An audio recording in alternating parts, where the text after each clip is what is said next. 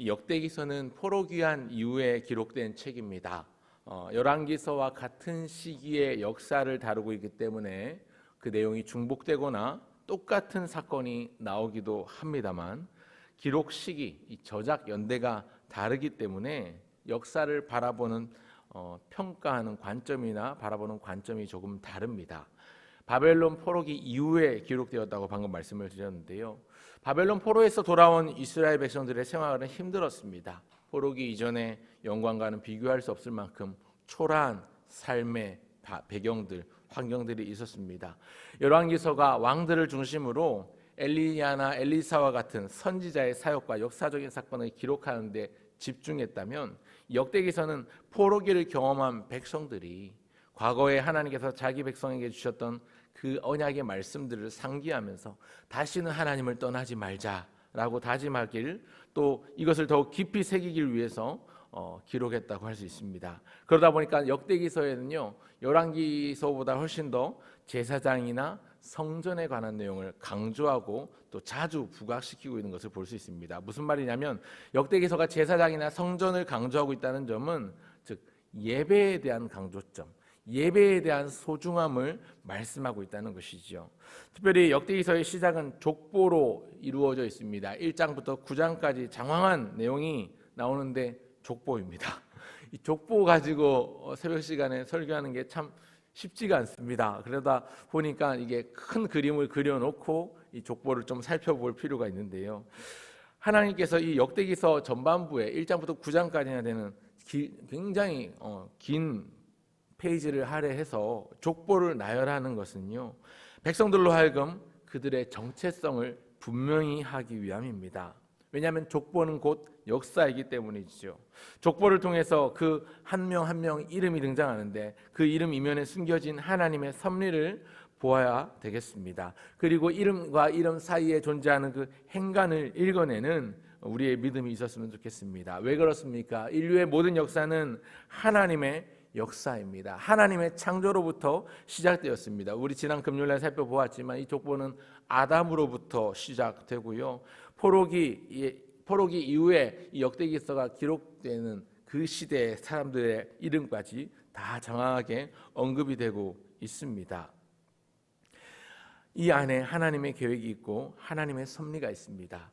왜냐하면 세상은 하나님께서 창조하셨고, 그렇기 때문에 세상은 하나님의 것이고 하나님은 지금도 일하시기 때문입니다. 아담으로부터 시작된 족보는 이제 약속대로 셈의 후손을 통해서 메시아를 보내주셨는데요. 지난 금요일에 우리가 살펴보았던 24절부터 27절까지를 보면 우리가 아는 믿음의 조상 아브라함이 셈의 자손임을 알 수가 있습니다. 하나님께서 노아의 홍수 이후에 아브라함을 중심으로 그분의 구원 역사를 이루어가고 펼치시고 계십니다. 그 아브라함을 통해서 메시아가 오실 통로로 삼으신 것이지요. 셈 족속의 이름은 대부분 지명의 이름을 딴 게 많습니다. 이름에 하나님이라는 말, 엘이라는 말이 들어간 경우가 잘 없지요. 당시 사람들이 하나님과 무관한 삶을 살았기 때문일 것이라고 추측해 봅니다. 그런데 오늘 읽은 28절부터는 아브라함으로부터 시작하는 족보의 내용입니다. 아브라함의 족보가 오늘 본문부터 시작이 되는데요. 오늘 본문을 통해서 저는 택함 받은 백성은 어떤 존재인가 함께 살펴보고 기도의 제목으로 삼기를 소원합니다. 택함 받은 백성은 어떤 존재인가? 첫째, 택함 받은 백성은 복을 약속받은 백성입니다. 복을 약속받은 백성입니다. 28절부터 나오는 아브라함의 자손들의 이름을 생각해 봅니다. 비록 하나님의 적극적인 개입 없이 하나님의 주도가 아닌 그저 인간적인 방법으로 사라의 몸종 하갈을 통해서 얻은 이스마엘과 또 사라가 죽은 후에 그두라라는 사람을 통해서 자손을 얻었습니다. 하지만 이들 역시 아브라함의 자손이 되었다는 사실입니다. 하나님께서 약속하신 후사였던 이삭을 통해서 하나님은 자신의 구원 역사를 이루어 가셨지만, 동시에 아브라함의 모든 자손들을 이렇게 기록하고 있는 것은 그들 또한 민족을 이루도록 돌보셨다는 점입니다.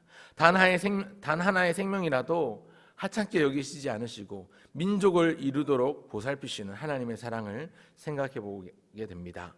아브라함의 육신의 자녀들까지도 돌보시는 하나님께서 오늘 이 시대에 예수님과 연합된 우리를 돌보실 것입니다. 그 도우심과 돌보심 앞에서 우리가 어떤 삶을 살아야 되겠습니까? 오늘도 우리는 하나님의 은혜를 구하며 그분의 손길을 경험하게 해달라고, 그런 하루가 되게 해달라고 기도하시는 저와 여러분 모두가 되시기를 간절히 바랍니다. 여러분, 이삭과 이스마엘 중에서 이삭이 선택을 받았지요. 그리고 이삭의 아들 에서와 야곱 중에서도 이 이스라엘이라는 이름을 얻게 된 야곱이 선택을 받습니다. 오늘 본문에 보면 35절에 보면 에서 자손의 이름만 간략하게 언급하고 있는 것을 볼 수 있는데, 그 이유는 에서에게 있습니다. 에서는 하나님의 복을 가벼이 여겼고 팥죽 한 그릇에 장자의 명분을 동생에게 팔았습니다. 히브리서 12장 16절에 보니까 이 사건에 대해서 언급하기를, 음행하는 자와 한 그릇 음식을 위하여 장자의 명분을 판 에서와 같이 망령된 자가 없도록 살피라, 이렇게 말씀하고 있습니다.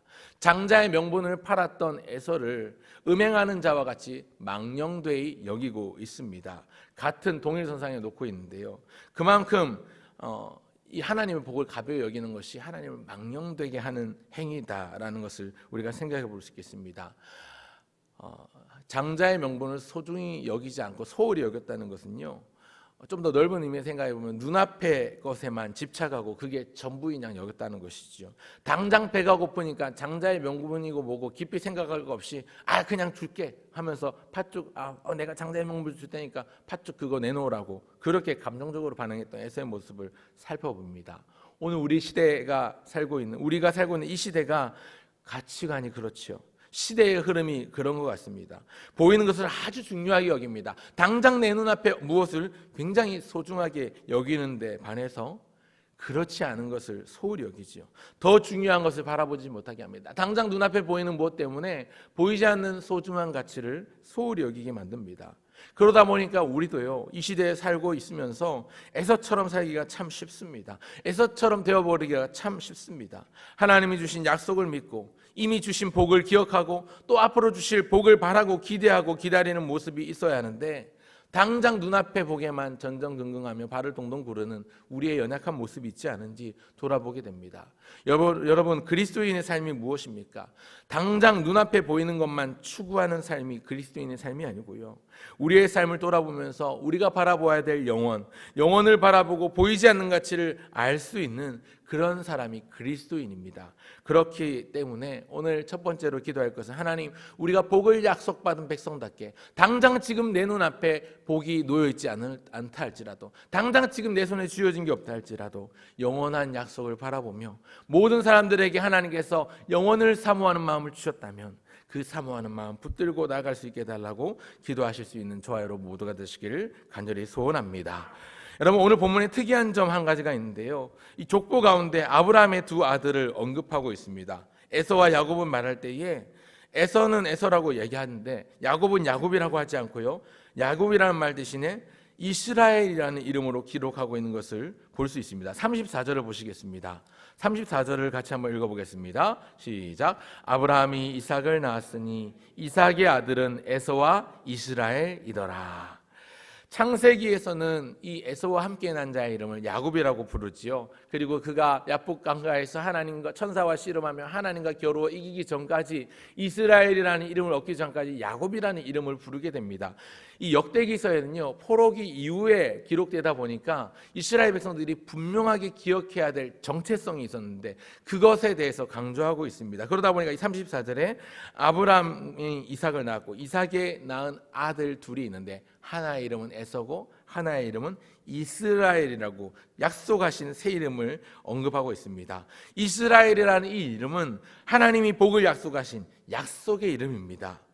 그리고 나중에 이 이름은 12지파가 함께 모인 한 나라의 이름이 되기도 합니다. 즉 이스라엘 민족이 하나님의 복을 받은 언약의 백성임을 오늘 본문에 나오는 이 이름을 통해서, 족보 가운데 그냥 스치듯 지나가는 이 이름을 가운데서도 상기할 수 있는 것입니다. 그리스도인인 우리도 마찬가지입니다. 예수님을 믿고 하나님의 자녀가 된 자체가 이미 우리에게 큰 복이지요. 영적인 이스라엘이 되었습니다. 이제 우리가 해야 될 것은 그렇게 복을 약속받은 백성답게, 그리스도인답게 성도라는 이름에 걸맞게 이 복을 전하며 살아야 하는 것이지요.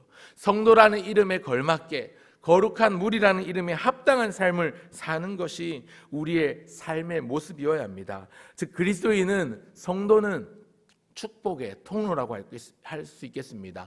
아브라함을 통해서 하나님의 구원 역사를 이루는 메시아가 오시는 통로로 사용하셨던 것처럼 오늘 우리 그리스도인을 통해서, 모든 성도들을 통해서 하나님이 주시는 복의 통로가 될 수 있습니다. 하나님은 오늘도 우리의 삶을 통해서, 우리의 말을 통해서, 우리의 믿음을 통해서, 세상 앞에 드러내는 믿음을 통해서 하나님의 복이 증거되기를 기뻐하시는 줄 믿습니다. 그렇게 택함 받은 백성이 복을 약속받은 백성이라는 사실을 기억하셨으면 좋겠습니다. 둘째는요, 택함 받은 백성은 어떤 존재인가? 두 번째는 하나님을 왕으로 섬기는 백성이라는 것입니다. 43절 이하부터 보시면요, 에돔 땅을 다스린 왕들의 이름이 나옵니다. 이 에서의 후손들이 나오는데요, 이 에서의 후손들은, 에돔 족속들은요, 이스라엘 남쪽 지역에서 끊임없이 이스라엘 이 족속들과 갈등하면서 역사 속에서 반목을 거듭해 왔습니다. 이스라엘도 에돔을 완벽하게 제압하지 못했었지만 에돔 또한 이스라엘의 영향권을 결국 벗어나질 못했습니다. 물과 기름처럼 하나가 될 수 없는, 섞이지 않는, 선인과 악인이 비좁은 세상 가운데 부대끼며 살아가면서 고통하는 그런 고통을 보여주는 것 같습니다. 언약의 자손인 이스라엘이 하나님 앞에 바르게 섰을 때에는 에돔을 압도하기도 했었습니다. 이런 것들을 생각해 본다면 하나님의 백성이 살아갈 길, 나아갈 길에 대한 답도 생각해 보게 되는 것 같습니다. 우리 주변에 베풀어 두신 사람들 가운데 우리가 선한 영향력을 발휘하는 선결 조건은 먼저 하나님 앞에 바르게 서는 것이라고 할 수 있겠죠. 내가 바로 서야 내 주변 사람들에게도 선한 영향력을 끼칠 수 있습니다. 오늘 본문 43절을 보시면요, 이스라엘 자손을 다스리는 왕이 있기 전에 에돔 땅을 다스리는 왕이 먼저 있었다고 그렇게 말씀하고 있는 것을 볼 수가 있습니다. 43절에 보니까 이스라엘 자손을 다스리는 왕이 있기 전에 에돔 땅을 다스린 왕은 이러하니라, 이렇게 말씀하고 있죠.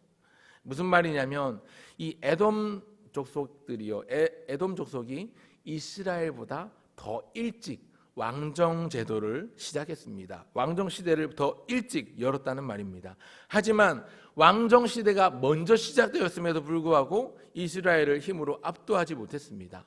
반대로 생각해 보면 이스라엘은 애굽의 노예 생활을 오랫동안 경험했음에도 불구하고 나중엔 에돔을 압도하기도 했지요. 왜 그럴까요? 이유는 왕이신 하나님을 바르게 섬겼기 때문입니다.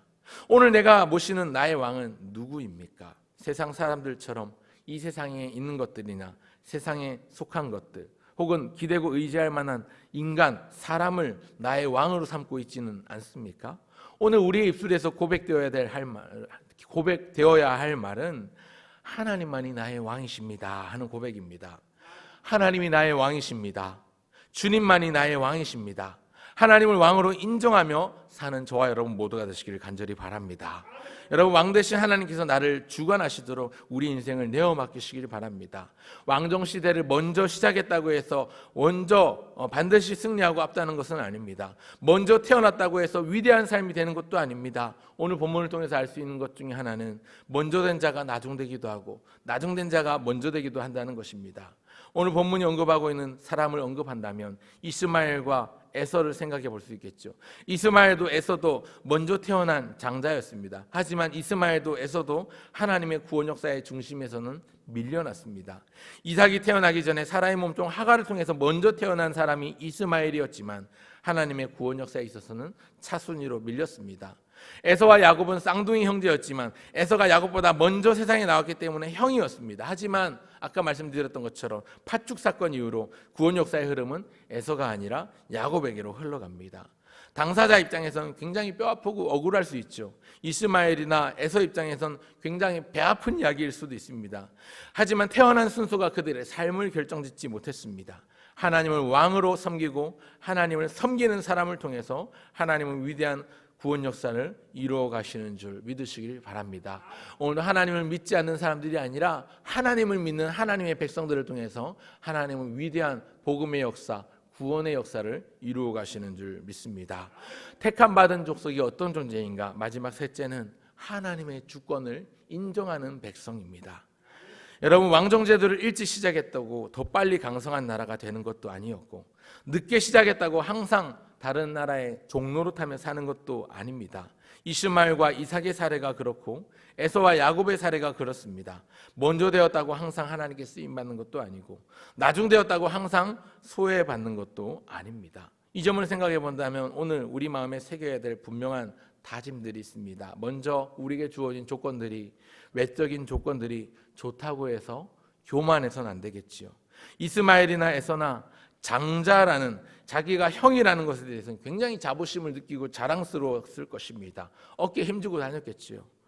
그러나 이것이 교만하게 만들었습니다. 즉, 이 외적인 조건이 좋다고 하면 교만할 수 있는 것이죠. 방심할 수 있습니다. 모든 역사의 주권자요 주관자는 전능하신 우리의 아버지 하나님이신 줄 믿습니다. 그렇기 때문에 먼저 났든 늦게 났든 중요한 것은 하나님의 주권을 인정하는 것, 그리고 겸손히 내 삶을 드리는 것입니다. 외적인 조건이 좋다고 해서 교만하고 우쭐해져서 어깨에 힘주고 목에 힘주고 다니면서 방심해서도 안 되겠지만, 그런 외적인 조건이 어렵다고 해서 낙심하거나 좌절할 필요도 없습니다. 반대로 생각해서, 여러분, 야곱은 동생으로 태어났지만 그것이 한스러웠고, 그래서 틈만 나면 어떻게든 형을 이기려고 했던 사람의 모습이 이 야곱의 모습이었지요. 하나님의 복을 향한 뜨거운 열정과 집요한 가운데 하나님께서 그에게 은혜를 베풀어 주셨습니다. 그리고 믿음에 있어서는 장자가 된 것입니다. 장자의 명분을 얻게 되었습니다. 외적인 상황이나 환경보다도 더 중요한 것은 하나님의 주권을 인정하는 태도입니다. 한결같은 믿음으로 하나님, 나에게 은혜를 베풀어 주옵소서, 하나님 우리에게 오늘도 우리에게 은혜를 베풀어 주옵소서 하는 간절한 마음으로 나아가되, 동시에 하나님이 나의 왕이십니다, 하나님이 나의 주인이십니다라고 하나님의 주권을 인정하는 태도가 필요합니다.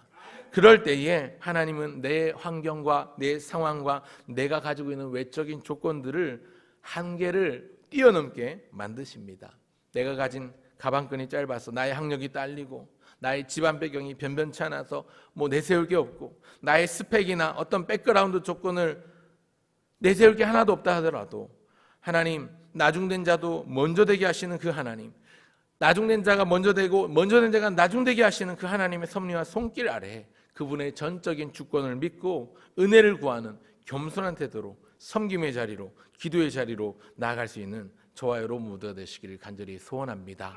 주일입니다. 우리에게 베푸신 은혜를 기억하며 감사하며 찬송하며 마땅히 우리의 보여야 될 사명, 하나님의 영광을 돌리는 것, 이 일에 충실할 수 있기를 바랍니다. 여러분, 우리의 목적은, 우리 인간이 지음받은 목적은요, 하나님의 영광을 위해서, 하나님의 찬송을 부르기 위해서 지음을 받았습니다. 하나님, 사람의 제일 된 목적이 하나님을 영화롭게 하고 그분을 영원토록 즐거워하는 것이 목적이라면, 오늘도 그 목적에 부합해서 하나님을 왕으로 모시고 하나님을 주인으로 여기고 하나님의 주권을 인정하며 그분 앞에 합당한 경배와 찬양과 예배를 올려드리는 것이 우리의 삶이 되어야 합니다. 오늘도 주실 은혜들을 사모하며 예배의 자리를 사모하며 말씀을 사모하며 나아갈 수 있게 되기를 간절히 바랍니다. 그렇게 사모하고 기도하는 자에게 하나님께서 사모하고 기대한 그 이상의 것으로 채우실 줄 믿습니다. 그 은혜를 누리시는 저와 여러분 모두가 되시기를 우리 주님의 이름으로 간절히 축원합니다. 기도하겠습니다.